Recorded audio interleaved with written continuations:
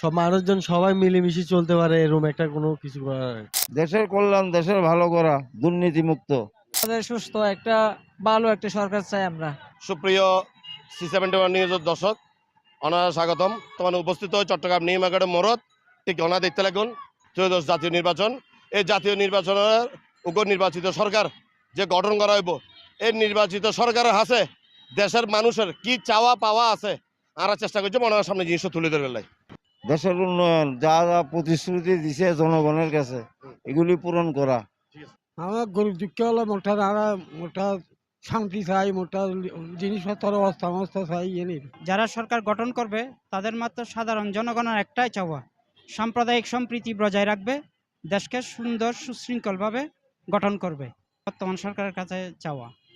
বর্তমান সরকার তারা চাবা পাওয়া দেশ শান্তি থাকুক, দেশ সন্ত্রাসী মুক্ত, দেশের মা বোনের ইজ্জত চিনিবিনি ন করুক, বেচাই আর শান্তি চাই দেশের।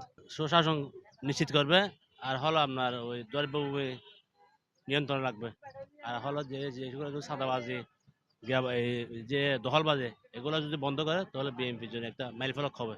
আমরা এই নিউ মার্কেটের মোড়ত বেশ কিছু মানুষের হতাশ হয়ে যাই ফেললাম।